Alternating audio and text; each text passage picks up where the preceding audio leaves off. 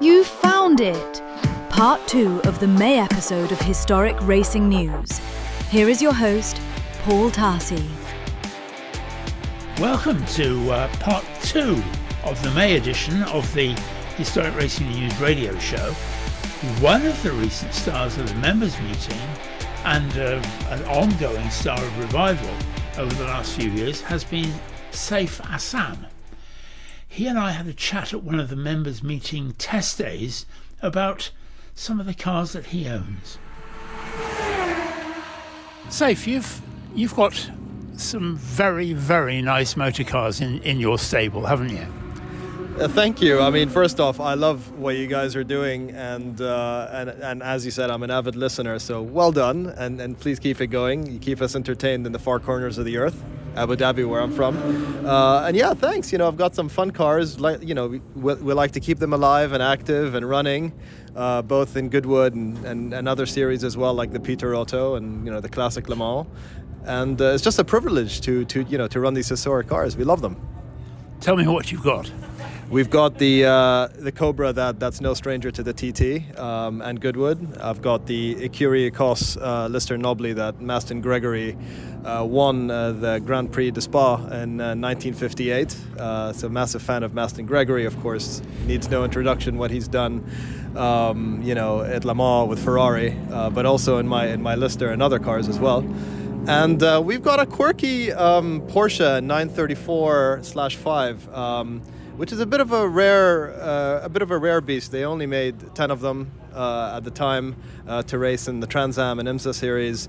And I've got Chassis 10, which was run by Kevin Jeanette, who needs no introduction in the U.S. Racing space.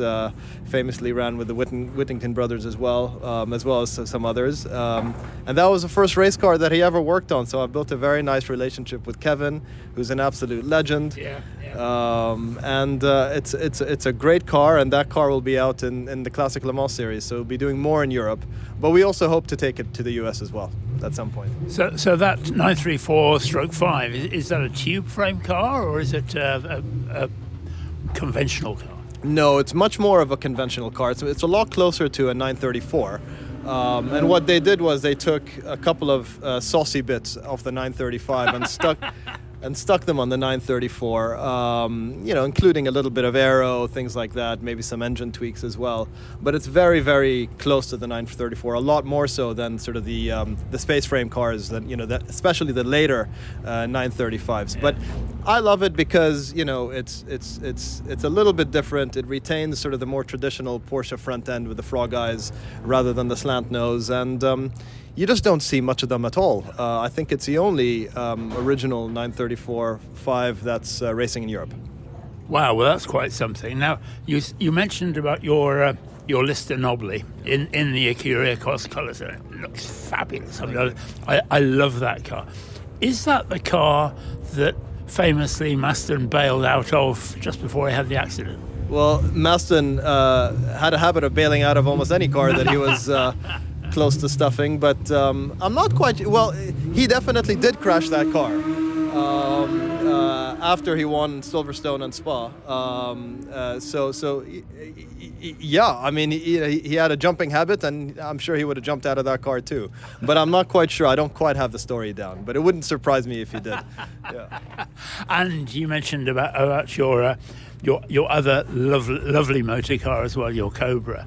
Now you've done the TT celebration very successfully here, and last year, of course, I think was your best ever result, wasn't it? Second best. We're lucky. We've been very consistent in the TT. Typically top 5-6.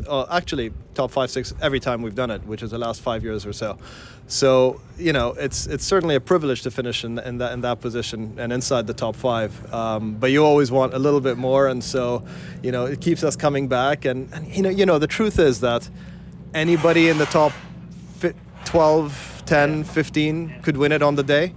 It's always a weather lottery, and so many factors come into it. And these historic cars, they don't tend to perform consistently across the season, so things always change throughout. So we'll just look to come back and try to do well and hopefully go a little bit better, make a step the dream is to get a podium here one day, and we'll keep coming back and keep trying to do that.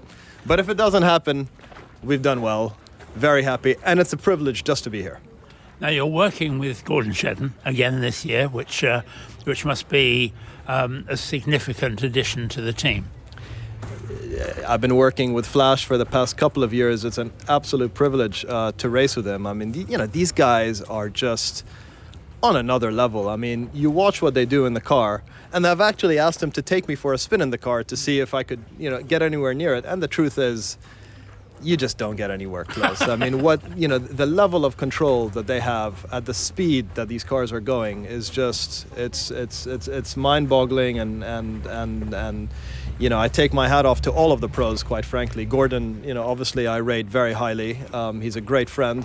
We've been racing together for a number of years now, and we do a lot together, both in the UK and in Europe as well. So he'll be doing some of the Peter Autos with me as well as the Le Mans Classic, which we've done together in the past.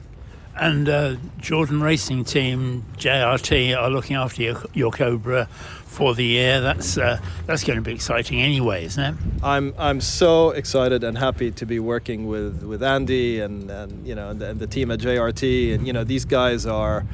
They've impressed me already so much. It's a new start for us. I used to run with Gary Spencer, who's a Cobra guru, and it's nice to take a fresh approach and a little bit more new school in terms of setting up the car, a little bit of a scientific approach that they have, which they brought in from the touring cars, and it's been a breath of fresh air. I've learned a ton, and the guys are working so hard, and it's just a lovely atmosphere to be in. So these guys are.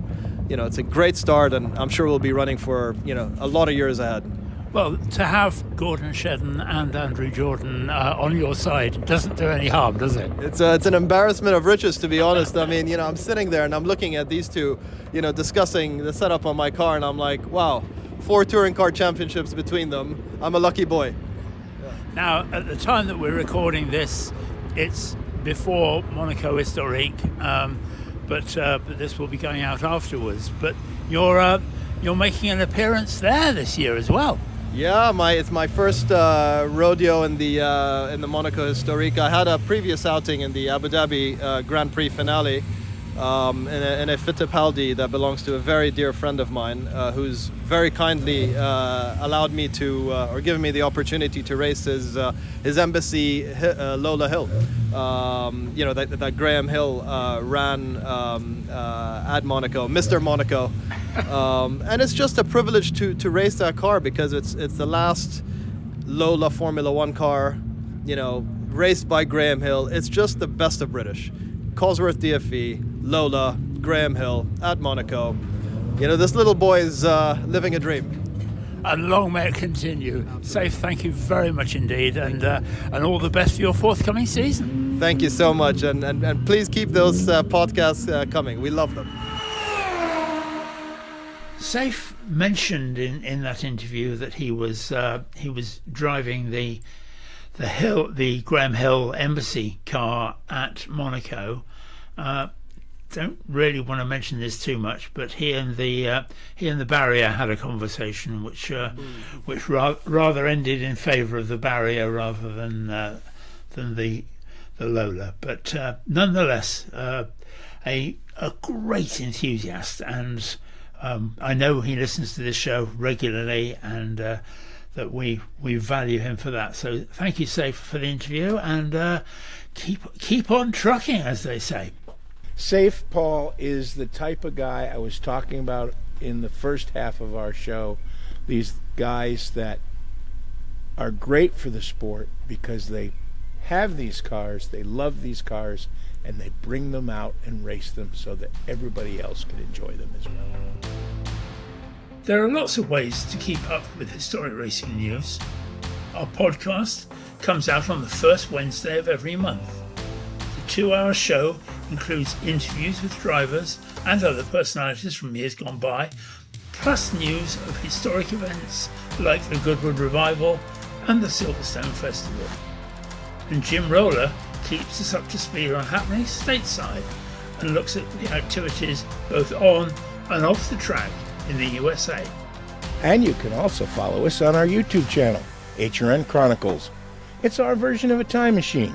We have archive features, exclusive interviews, and behind-the-scenes stories going way back into the history of our glorious sport.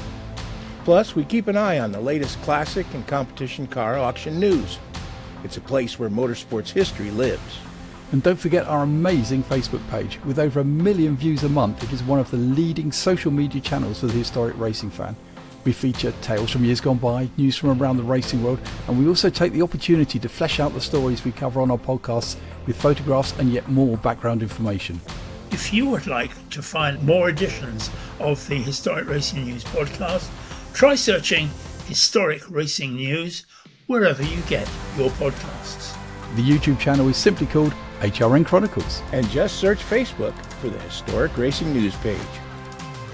This is Historic Racing News, and it is time now for our new feature, Driver of the Month.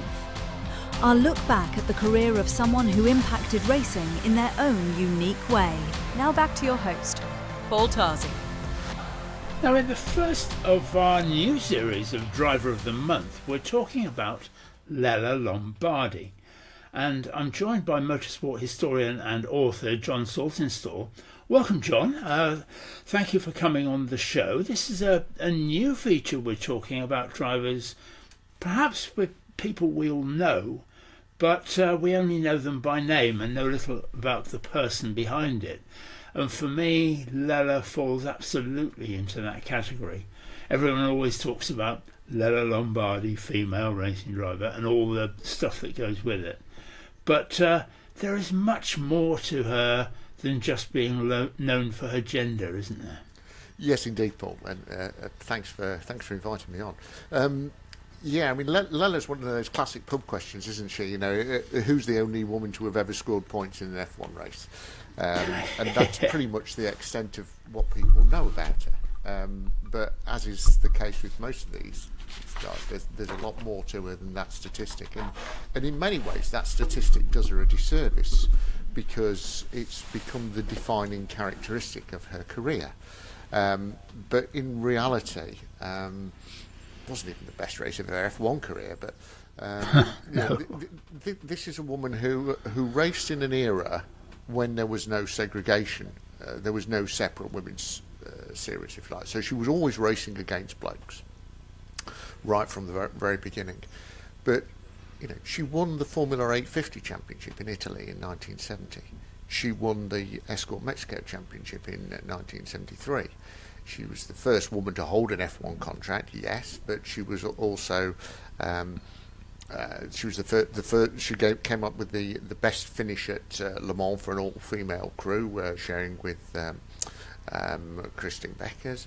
She was the first woman to win an FIA full international race. In fact, she won 3 of them in the World Sports Car Championship, and she won a number of class victories in the European Touring Car Championship Division 2, including the 85, sharing the 85 Division 2 Championship with Ronaldo Travandi.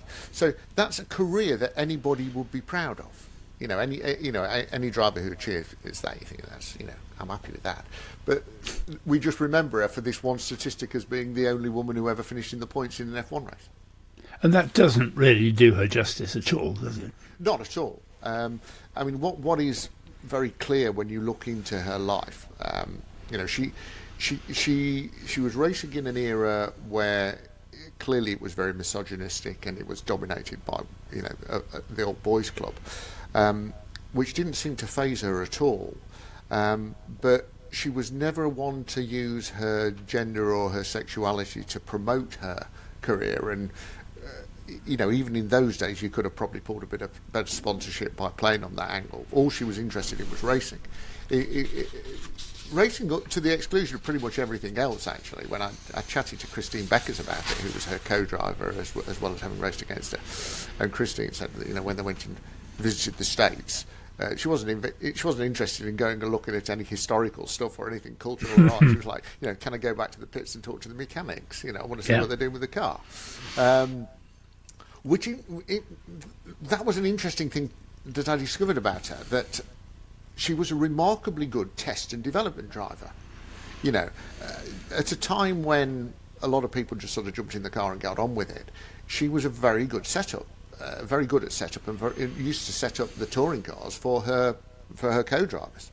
Now, interestingly, one of her sports car co-drivers and her touring car co-drivers was Giorgio Francia.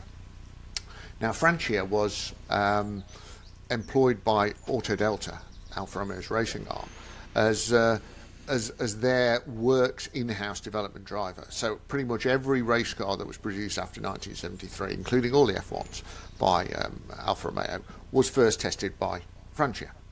And yet when Francia was co-driving with Lella, he'd let her set up the car and it was perfectly happy with it. Really, yeah. So she'd obviously got this kind of mechanical understanding and sensibility as well, which I wasn't expecting to find. Now, whilst, as you say, she didn't exploit her gender or her sexuality at all in her racing career, other people did, and that the PR genius, and I use the word very advisedly, John Webb, who ran Brands Hatch and its allied circuits, he could see an opportunity to get into the Daily Mail from 1,000 miles away, and that he picked up Lella's career and ran with that, didn't he? Absolutely. I mean, Webb was quite forward-thinking in some ways in promoting women in motorsport generally. He had first become aware of Lella when he saw her racing in the Monaco Formula 3 race in 1973. She'd been driving a Brabham that she was making a decent fist of it with. So he sort of had a look into her background a bit more and found out that she was doing very well racing Ford Escort Mexicos in Italy. There was a contest that was sponsored by Kleber Tyres in several European countries where there were sort of Formula 3, Formula 2 drivers generally driving these things, and some touring car drivers and a few rallycross guys as well. And they'd have a whole bunch of these things in a championship that ran alongside the National Formula 3 championships. And Lella absolutely stoked the one in Italy that year. It should be, some decent names in that. But Webb knew, hang on, this girl's not doing too bad in Formula 3, but she's a real hot shoe in these Escort Mexicos. And he had got, that was the first year he was running his Escort Mexico Challenge at Brands Hatch, of course, which sometimes went under the badge of a celebrity race. So you'd have a bunch of Radio 1 DJs or a bunch of pop stars, slung in these things to go and cause mayhem. Or you would also have, if there'd been a decent race card of a particular weekend, they would put the top three guys from each of the races that day into these things and set them off and see who came out. So he invited Lella to come across and race in one of those Escort Mexico celebrity races, as he called it, in 73. And she ended up beating the likes of Tony Breeze and Tom Price and whatever. I think she came second in one of the races and third in another. She did three of them that year. Won one of them. So so he could see that she was, not only was she the inverted commas lady racer, but she was also pretty decent at what she did. So he had a word with Jackie Epstein, because Jackie Epstein had sort of prepared some of these cars from his premises at Brands, and also Epstein was running the Speed International Formula 5000 Championship from there. In fact, he won it in 72 with Gijs van Lennep. So by then it was the Shell Sport Luxembourg team that Epstein was running. So Webby said to him, "You've got to give this girl a test because she's the real deal." So she came over in the sort of winter of 73. Could speak virtually no English. The journalists were quite sort of staggered at this girl who was sort of wandering around with pidgin English. She'd got no chaperone or anything. The only person who'd come with her was a mechanic. Journalist David Hodges could speak a bit of Italian, so he was one of the few people who could converse with her a bit. And they were amazed that she'd sort of come over to even have a go at this. But she was doing comparable times with the other guys who Epstein tested. So Webby said, well, put her in the car. If the only thing that's stopping you putting her in the car is the fact that she's a woman, put her in there. Yeah. And she probably, for the first half of 74 then, she's driving these big 5-litre, 500 horsepower behemoths around. And she's probably in the back third of the grid for the first quarter of the year, but by the last quarter of the year, she's in the front third of the grid. And I think she finished fourth first time out. It was a number of the journalists over here sort of, when she finally got a few words of English, would say to her, because you'll probably remember at that time there'd be a thing where Motorsport or Autosport or Motoring News would send out one of their guys and track test one of these cars and write about what it was like. And they'd all come back and say, you need to be a truck driver to drive one of these things.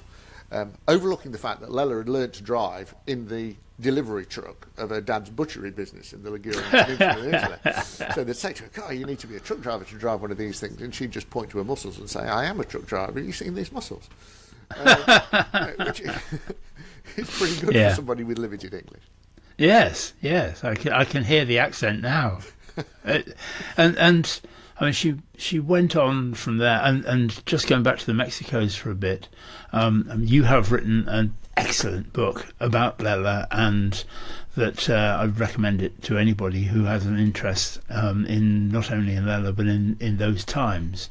And there is a caption in there of the Escort Mexico challenge car with Lella and with Gillian Fortescue Thomas.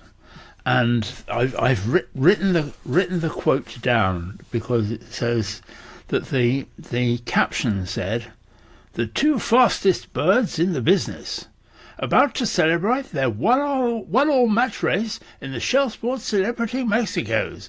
And I mean, that's so much of its time, isn't it? Oh, very much so. And the two fastest birds in the business. When you read, I think that was from a Shell Sport promotion news piece at the time.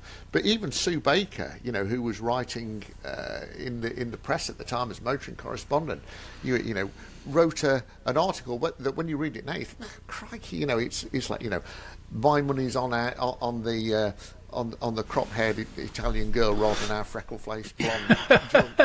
Yes, and almost giving her vital statistics. What is really interesting is that when you read the press release for... So in 74, Lella also had a go at racing in the British Grand Prix. They hired a Brabham from Bernie Eccleston, which was a bit of a dog of a car that... She just missed out on qualifying because it broke a half shaft in practice. But when you read the press release for her and the press release for Ian Ashley, who was her co-driver in the Shell Sports Lola team, Ashley's press release talks about his career, talks about what he raced. The only personal statistic that he mentions about him is that he's born in Germany. Right. On Lella's two-page press release, a page and a half of it is about her being a girl from Italy whose dad was a butcher and this, that, the other, and all about her as a person, nothing, very little to do with her as a driver. And you think, everything is focused here on her being a woman, not being a race driver. And that was the way it was. And I'm interested to try and get into that, because clearly the next step for her was a proper Formula One drive. Which she did with March and got into that. It was, and I can remember at the time it was all about there's a woman on the grid, almost very much as a novelty. How did the grid generally take to her? Well, most of the drivers. She'd raced against a fair few of them, either in Formula 3 or Formula 5000 anyway. But and it was a pretty strong grid she was against as well. I mean, let's remember, 1975 was a good grid in terms of strength in depth. I think 17 of the guys on the grid would win Grand Prix. Had either won or would win Grand Prix. Wow. And about 5 or 6 of them became world champions, or already had been. So it was a really solid grid. And most of them were entirely happy about it. Lauda was like, well, if she's good enough, why shouldn't she race? Well, that's very Nicky, very isn't it? Nicky, wasn't it? One of the few who wasn't happy about it was Graham Hill. Graham had Graham was the only guy in the grid who had raced against Maria Teresa de Filippis, who of course had been the only previous woman to actually get onto the grid in F1, and of course de Filippis had come about it in an entirely different way. You know, she was a countess, she was wealthy, she bought her own car, there was no F1 association, so she negotiated her own entry. And if she was going to race, she was going to race until Toto Rocha at Reims said the only helmet that a woman should wear is at the hairdressers, and refused her entry. But Hill said of de Filippis, he said, yeah, you know, she could do the job, but this woman Lombardi is something else. So he recognised that she could do it, but he wasn't very happy about it, and that was manifested at the International Trophy at Silverstone, early '75. Lella had out-qualified Graham, so you can imagine that went down like a ton of bricks. Yeah. Admittedly, Graham was, you know, in the twilight of his career, and he was driving his own hill, which was still in the stages of development at that point of the year. But nonetheless, she out-qualified him. At the start, her clutch dragged, and she dropped right to the back of the field, fought her way back up until she got to Graham. And then it was, you know, thou shalt not pass. And he was using every blocking trick in the book, you know, spraying it with gravel, and practically took the nose off a car about 3 times in the last few laps. He was being... he ignored a couple of blue flags, but, you know, nobody was going to black flag Graham Hill at Silverstone. No.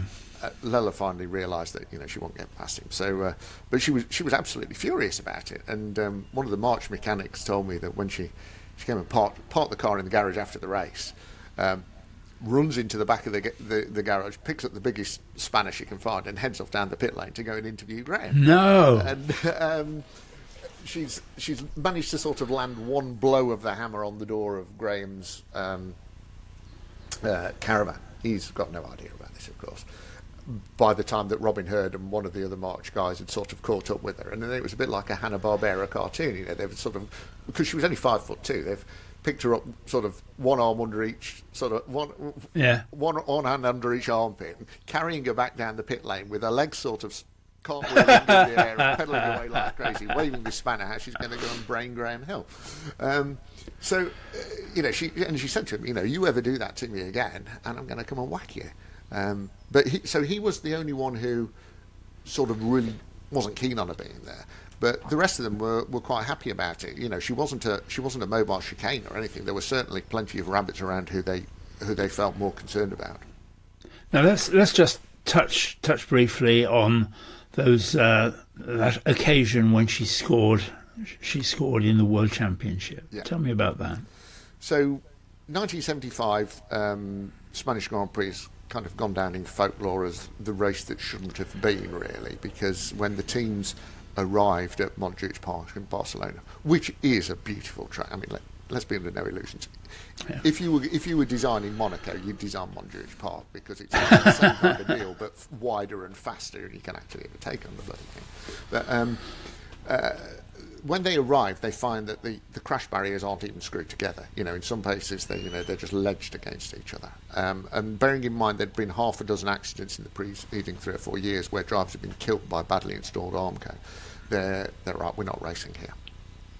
But they'd overlooked the fact that the paddock at Montjuic was in the old Olympic Stadium, so the organisers threatened to impound the entire F1 circus, which they could do very easily just by closing the gates. Yeah. So the drivers really had a gun held to their heads, and the team owners were saying, "Well, you know, let's take the money and do it." The only person who stuck to his guns and didn't race was Emerson Fittipaldi, who did one slow lap with his hand in the air and then went home. But the rest of them, you know, as Rosberg has said subsequently, you know, once somebody waves the green flag, you all go. So there's a bit of a crash fest going on for the first few laps, not particularly because of the circuit, but you know, a bit of craziness, and the field was depleted quite quickly. But then, just before half distance, Rolf Stomlin and Carlos Pache were duelling for the lead, and Stomlin, who was driving for Graham Hill, the rear wing broke off his car just as he was coming over the crest that goes past the pits. At which point the track then falls away steeply into a tight left-hand hairpin. So as his car became airborne, it hit the inside barrier and was then thrown out to the right. But as it was thrown out to the right, of course, because the road has fallen away, he's higher than the Armco. He landed on top of it. Fortunately for him, he landed the right way up, because if he hadn't, he'd be dead. But the car then went over the top and killed four people who were standing in an area where they shouldn't have been killed. It still took the organisers 3 laps before they actually stopped the race, so it was appallingly marshalled. But by this time, Lella was one of the few drivers who sort of kept out of trouble, kept her nose clean. I don't think she'd actually overtaken anybody at that point. Right. But she was running in 6th by this stage, so they showed the checkered flag, and rather than the red flag. So that was it. Max Mosley is insisting. That's it. There is the result. You can't restart it. It's all over. Yeah. Nobody wanted to restart it anyway, in fairness, because of what had happened. No. But she's got a half point at that point. Because it was stopped before half distance, they only awarded half points. But Robin Hurd at March always reckons that her performance in the German Grand Prix a couple of races later, where she finished 7th after a puncture, I think pretty much everybody except the first 2 had a puncture, was a much better race that she drove there. She quite clinical. She passed a few people, drove very strongly. So, in his opinion, that 7th place at the Nürburgring was a much better job than she did for her 6th at Spain. Now, obviously, we said that she is known as the only female racing driver to have won points in a Grand Prix. Back in February at the Race Retro exhibition, you were kind enough to come on stage with us for our Corridors of Power argument, discussion, chat, whatever you like to call it, and that we were talking about the greatest female racing drivers ever. And you, of course, championed Lella. So let's just have a listen to that. The subject for the Historic Racing News Corridors of Power this morning is the best female driver in motorsport. Carefully worded there, as you will see, but that's what it is. So I'm going to ask each of these erudite gentlemen to state their case for the best female driver in motorsport. And Jon Saltinstall, I'm going to start with you. I'm going to put you right on the block. Jon, it's very, very forthright in your mind because you've just written a book about Lella Lombardi. And there's no prizes, ladies and gentlemen, for who he's going to choose as his choice. But Jon, tell us why Lella Lombardi is your choice for the best female racing driver. Thanks, Paul. I think in the first instance, it's worth saying that Lella would absolutely hate to be described in that way because Lella was fundamentally of the opinion that underneath the helmet, men and women were the same, and was adamant to describe herself not as a woman racing driver, but as a racing driver who was a woman. And it was a distinction that she cared about very deeply. So Lella's an enigmatic figure in many ways because she is known fundamentally as being the only woman who ever scored a point or half a point in F1. So if you start from the premise, when F1 started in 1950, 1948 if we're being technically correct, but when the championship started in 1950, since then, there's been give or take 900 people who've tried to qualify. Of those 900, 5 were women. Of those 5 women, 2 actually qualified, and of the 2 qualified, 1 got a half point. That was Lella. But because of the sport's focus on F1, that statistic overshadows the rest of her career. And it does her no help at all, because This was the woman who won the Formula 850 Championship in Italy in 1970. She won the 1973 Escort Mexico Championship in Italy. She was the first woman to ever hold an F1 Works contract. First point, as we've said. She was in 1977, she was and still is the holder of the highest finish at Le Mans for an all-female crew with Christine Beckers since 1930. She won 3 races, first one to ever win a full FIA-sanctioned international race in the World Sports Car Championship, in which she won 3. And she was also a Division 2 champion in the European Touring Car Championship. So, John, just give us a bit of perspective here. When she was running in Formula 1, who was she running against? Who were the hot shoes at that time? 17 guys who won Grand Prix or would go on to win Grand Prix. So this is Niki Lauda's championship year. As you go down that grid, you've got Peterson, Fittipaldi, you've got Scheckter, Depailler, Lauda, Andretti, Hunt, Price, Jarier, the list, as I say, 17 of them. Nobody good then. Nobody good. Jones, Yeah. Again, 5 guys who will be world champions. 17, as I say, would won Grand Prix or go on to be winners. So pretty good going.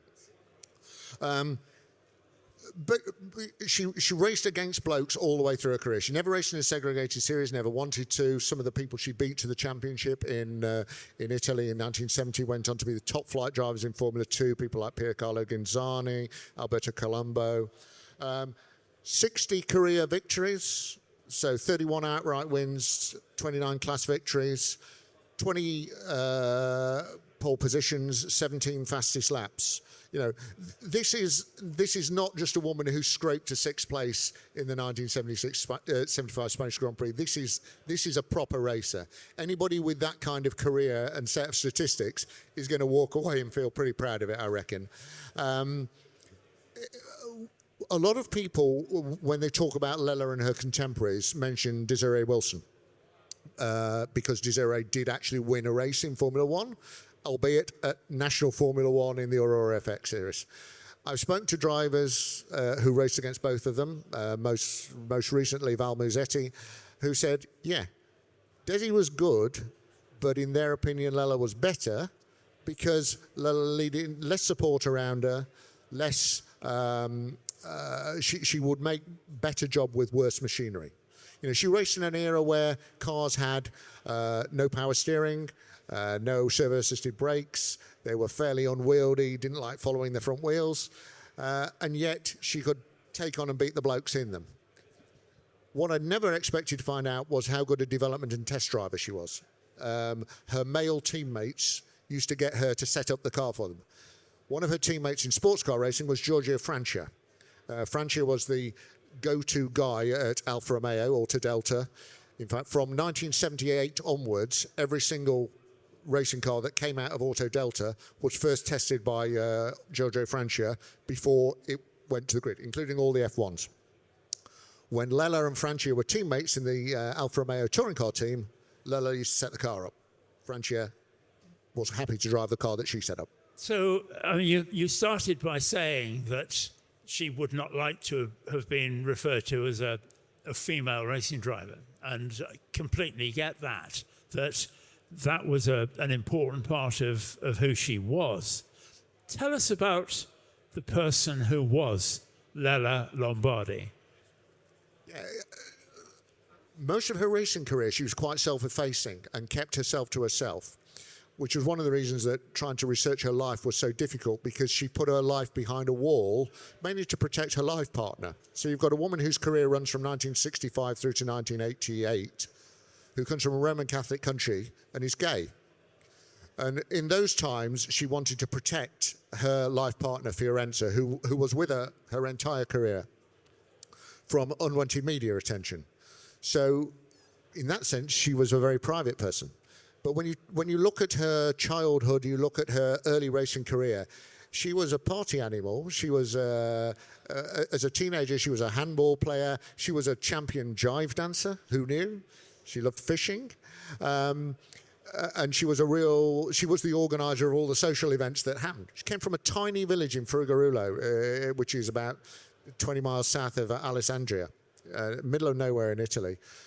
First person in her family ever to hold a driver's license, learnt to drive by driving the butcher's van, scraped together the money to drive a car from driving the butcher's van, as I say. Bought first car on HP. So there was no patronage, no money there. It was all sort of bootstrap stuff. Had an innate passion for all things mechanical. One of her school friends told me that when she was given a pair of roller skates as a small child, she didn't put them on her feet. She put her hands in them and ran them around the floor like cars. You know, so a complete petrol head in a family of non-petrol heads. Was she a big personality? A big personality? The people who knew her personally would say yes. Anybody who knew her on the grid would say she was just polite and quiet. But feisty as hell, strong as hell, and very good at one-liners. I mean, she was 5'2". There was nothing of her. And in 1978, she ran at the Firecracker, 77, sorry, she ran at the Firecracker 400 Daytona NASCAR race, where Bill France had brought in some women to show that they could feminize the sport a bit. Some redneck journalist said to her, you know, how's an itsy-bitsy little girl like you managed to drive this 2-ton, 7-litre Chevy Camaro with a Banjo Matthews chassis? Whatever. How do you do that? And she said, I've got to drive it. I haven't got to carry it. Good. And she was quite happy to stand her ground. She was interviewed by Swedish TV before the Swedish Grand Prix in '75, and the interviewer said to her, "You know, a lot of the guys on the grid are worried about you being there," and she said, "Good, that's the general idea." You know, for a girl who spoke not a lot of English, she was good at the quips and good at the one-liners. You've very much set out the stall for Lella Lombardi, and that we'll come back to you a bit later in the show, and we'll talk a bit about who's going to win this. But moving on down the line, Jim Roller, we talked about the greatest female driver, and you bullied me into that bit of the greatest female driver rather than the greatest female racing driver, and that may have something to do with your choice. Well, we go from the Tigress of Turin, who was really known for her smile, and I picked Michelle Mouton, who was really probably known more for her scowl, Yeah. to be honest with you. She was affectionately known by the German mechanics at Audi as the Schwarzwolken, the dark volcano, because of her long black hair and her fiery temperament. Much like Lella and much like many of the other female racers of her time, she faced a lot of sexism and whatnot as well.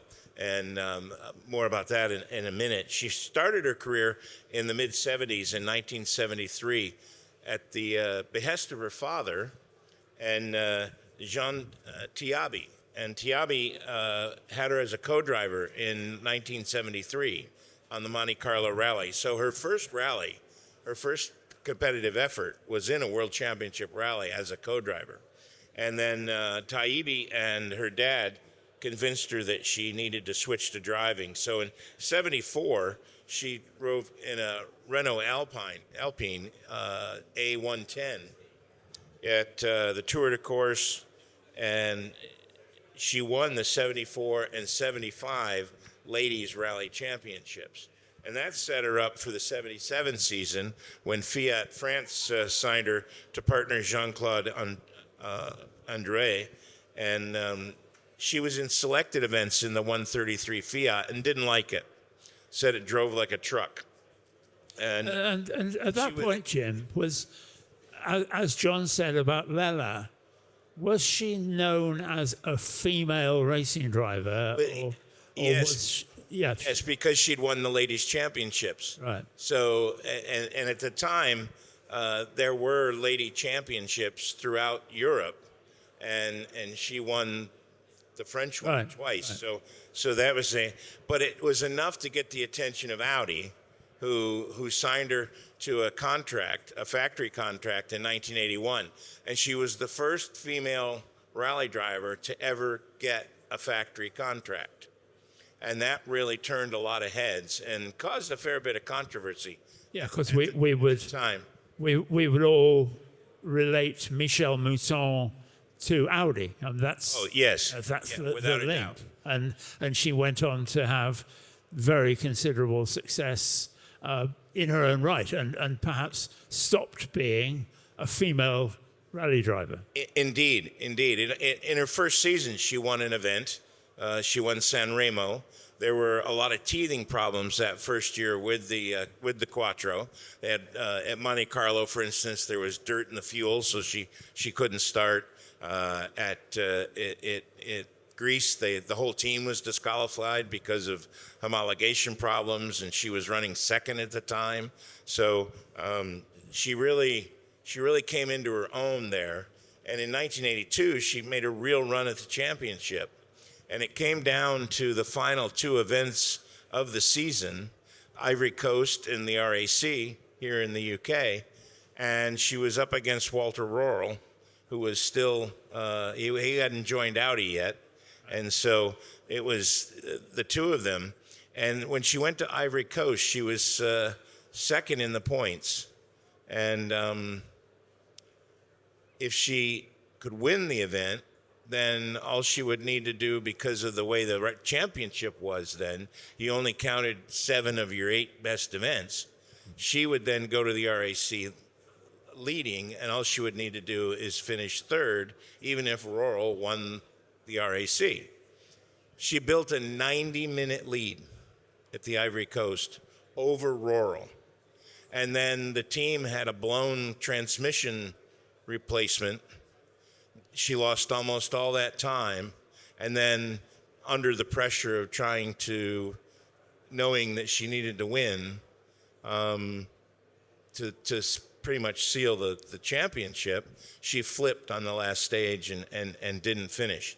This all with a heavy heart, because right before the event, she'd been told that her father had passed from cancer. It was a long battle, a couple-year battle with cancer, and so she just never was able to do it. She finished second in the RAC. That would have been enough to more than clinch the championship, but Röhrl won the championship, as we all know. And he said afterwards that he wouldn't have minded losing to Stig Blomqvist, but he didn't want to lose to Mouton, not because he didn't respect her ability, but because she was a woman. Now, we're running short of time now, but she went on after she stopped driving as being a real force within motorsport in general. She even had a tilt at running the FIA at one stage, and she was a formidable woman, wasn't she, Michelle? She very much was, and probably one of her greatest achievements was when she went to America in '84 and '85 and won the Pikes Peak Hill Climb. Yeah. Now, the Pikes Peak Hill Climb, if anybody that doesn't know, is red, white, and blue, wrapped in the flag, hairy-chested men only kind of event. And she went there the first year and won the rally class and ran afoul of the organizers, because how could a woman come in and beat Mears and Unser and all those great American names? And she kept getting fined, because every time they messed with her, she'd throw gravel on them because she was warming up the tires of the Audi. The next year, she came back and given what she had learned, given what Audi had learned, she smashed the hill record and won overall, became the only woman to ever win overall, smashing the outright hill record, which was held by Al Unser Jr.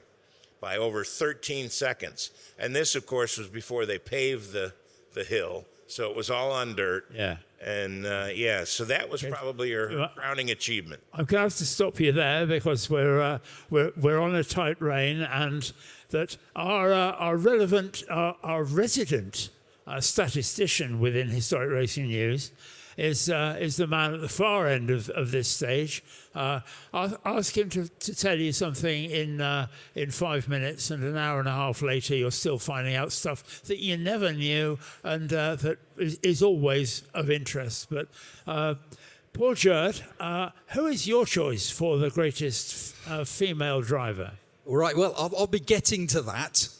But I just wanted to say that I found this actually really tricky for all the usual reasons, because how can you compare people from different generations, from different eras? What are your common points? You know, is Jamie Chadwick, for example, is Jamie Chadwick better than Maria Teresa de Filippis, who was the first woman to start a Grand Prix in 1958? Who knows? You know, different cars, different eras, different times. Yes, is the answer. Yeah. Well, yeah, I was going to say Jamie Chadwick didn't walk through the paddock with what a lot of people were convinced was a wolf on a leash, which Maria Teresa de Filippis did to keep the public away, apparently. But, you know, there have been ladies racing pretty much as long as we've had any form of motorsport. Right back in the 1900s, you had Dorothy Levitt, who, in fact, wasn't allowed to race because Brooklands didn't let the ladies race at that time. But she'd actually broke land speed records for the ladies. She hit 79 miles an hour on the prom at Brighton in the early 1900s, and then a couple of years later improved that to 90.88 miles per hour at Brooklands. And she actually had to go to Germany to race. And in a race against the best Germans of the time, came fourth in a field of 172. And jumping forward in time, you've got people like Pat Moss, who was the sister of the great Sir Sterling Moss, 5 times Ladies European Rally Championship, outright winner of the Rome-Liège Rally in 1960. Etc., etc. So very, very popular. And there are more at all levels, Davina Galitza, Desiree Wilson, and right down to club racing. And, you know, today we've got your Formula Ws and your Formula Academies, I think it is, for the lady racers. But is that a level playing ground? Well, has it ever been? Very, very quickly, and I know I'm already being told to hurry up from down by the end. But, you know, I was many years ago involved in one make racing as the media officer, and we had a lady who was nibbling away at the podium. And last lap, Brands Hatch, she was actually running in third. This is on the Toka package support race. And she got hit from behind by the car in fourth, put into the gravel. I asked the guy who was in fourth for a quick quote for my press release, and I was expecting to say, the brakes are gone. And he just plain looked me in the eye and said, I wasn't being beaten to the podium by a girl. You know, and that's some of what these people have faced. And I'd hope it's a lot better these days. But I ended up with two choices here. Ladies and gentlemen, can I just say, I did promise you that one 5-minute session would take an hour and a half.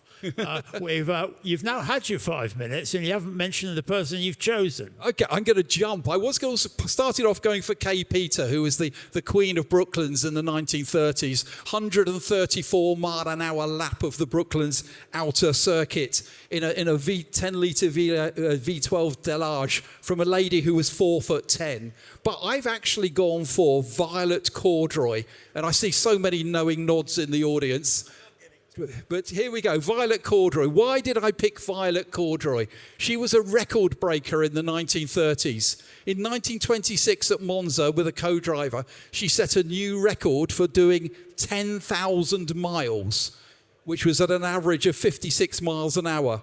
And my favourite of all her achievements is with her sister as her co-driver at Brooklands in 1929, they broke the 30,000 mile record. It took them 20 days, 20 hours. They did it at 61 mile an hour average, so they did 30,000 miles in less than 30,000 minutes in a 4.5 litre Invicta. And that was absolutely ridiculous. That was 10,600 laps. So she's my winner for endurance, stamina, and 10,000 laps just for patience, basically. Fabulous, Paul. Thank you very much indeed.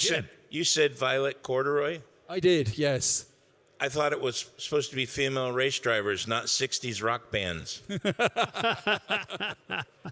I thought when he was coming out with the stats, some of the early stats, I thought you were going to mention Camille Dugast, who was one of the very pioneering French drivers who was excluded from one of the early French Grand Prix. The organisers said she wasn't allowed to race because of feminine excitability. Oh, well, yeah. I've always been in favour of feminine excitability, to be honest. I'm going to let you do the choice of which is the winner here. So could we have a round of applause for Paul Jurt and Violet Corduroy? Oh, hush. Thank you. I'll be handing out the tenors at the side at the end. And Jim Roller with Michelle Mouton. And Jon Saltinstall for Lella Lombardi. Close, but I think probably Michel Mouton has it. It would be marvellous to talk about Lella just as a racing driver. What was she like as a human being? She kept her private life very much to herself to protect her partner. But everybody who knew her well enough described somebody who was very engaging. She was very friendly. She was, as a youngster, she was always the organizer of the sort of party event. She'd load everybody up into a car and take them off to watch the Palio in Siena, or take them to a coffee shop in Milan, at 10 o'clock at night from Frugarolo, which is out near Alessandria, so it's a hell of a drive. She was, who knew that Lella Lombardi was a regional champion jive dancer as a teenager? You've got this image in your mind of this sort of quite feisty racer, but she was into fishing. Whenever they went to somewhere like Enna, she'd be off fishing in the lake. To the lake, yeah, avoiding the snakes. But yeah, very, very popular, very loyal to her team and to her friends. She was very much a racer's racer in the sense that, as I said earlier, she was focused on the sport pretty much to the exclusion of all else. And she'd always said that she would stop racing when she was frightened or wasn't good enough. But in the end, she stopped racing because she became ill. Yeah. She'd had a sailing accident when she was in her touring car era. So in the early 1980s, she'd been hit by the boom of a dinghy that she was helming, and suffered pain for quite a while afterwards. And when she finally went and had it checked out, because it was still lingering around, which she thought was a legacy of this accident, the doctor said, no, actually, you've got breast cancer.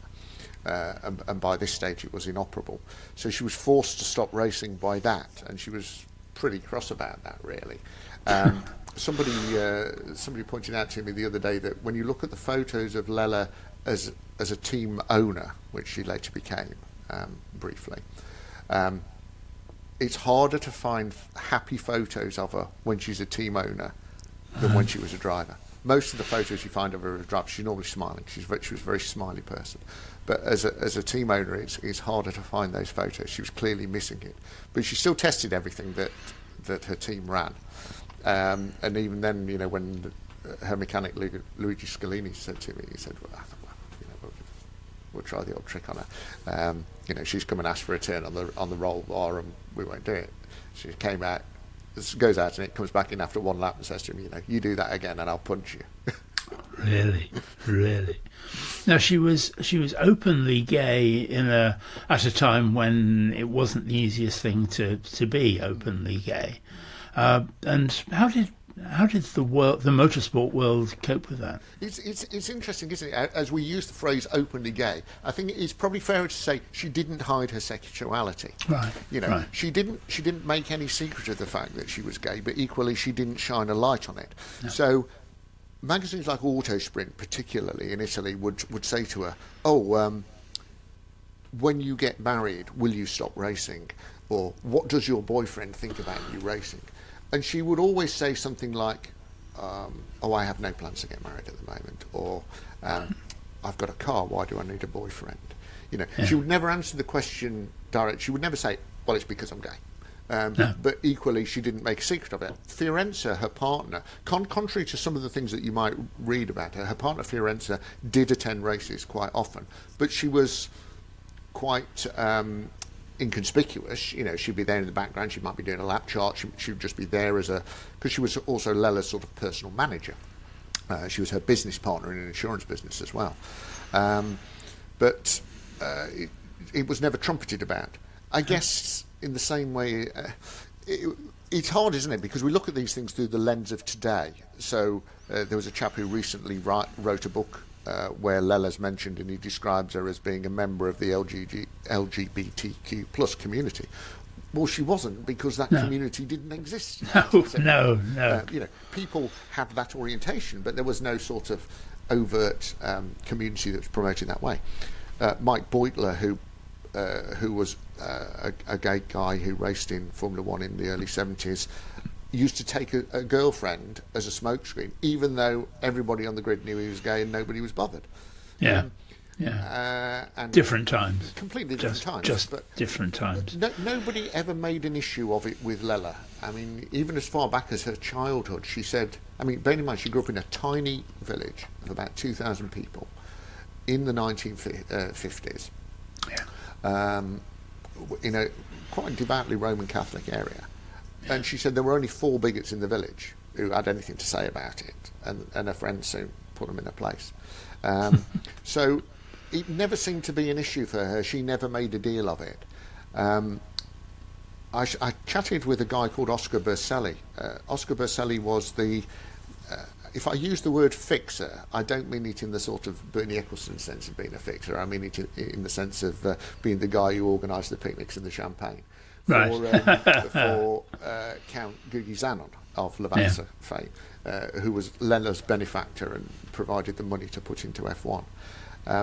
And Oscar told me that in the early 1980s, Lella and Fiorenza had a sort of party celebration gathering, which these days would have been the equivalent of a wedding, but couldn't be in those days. And there aren't any photographs of it for that reason either.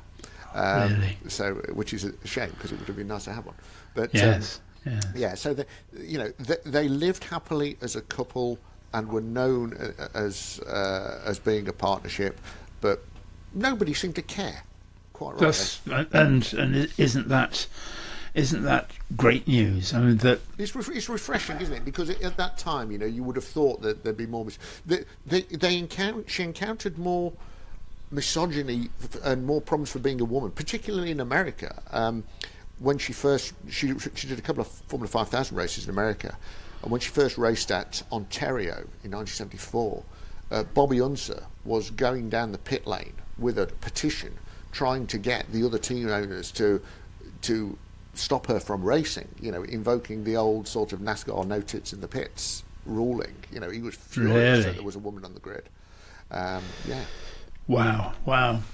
Jon, I could sit and talk to you for hours about Lella, because there are so many different facets to her, and I can only say that if anybody shares my thoughts about that, go and get your book, because the book which you have called Lella Lombardi, The Tigress of Turin, her authorised biography, is fabulous. There's so many stories in it, and as I say, it's not just motor racing, it's not just and then we went to Monza, it's so much more than that. It's an insight into the times and everything else. You can get it from Horton's books, you can get it from Chater's, get it online, and from Douglas Leveridge publications. But Jon, I think that it's a triumph, and I know you've had several authoring triumphs in your career, and this is just another one on the list. Thank you for coming on the show to talk to us. It's an honour and a pleasure always to talk to you, and we'll talk again soon. Well, thank you very much, Paul. It's always a joy, and I just love these chats. Like you say, I could easily chat about them for hours, as you probably guessed. Well, that's it. We've run out of time. Already? Oh. Yeah, we've run out of time. I've done it again. I would like to thank Jon Saltinstall, Saif Assam, Rob Young, Anoop Koch, and of course the two gentlemen who are so much part of the Historic Racing News radio show, Paul Jerd, and the man who also produces the programme, Jim Roller. Gentlemen, thank you very much indeed. You're very welcome.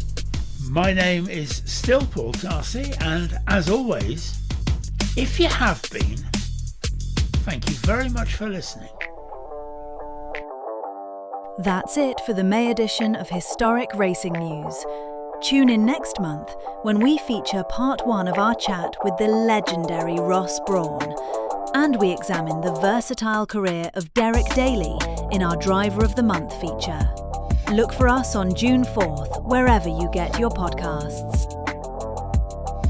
The preceding was a copyrighted presentation of Historic Racing News in association with White Squirrel Studios.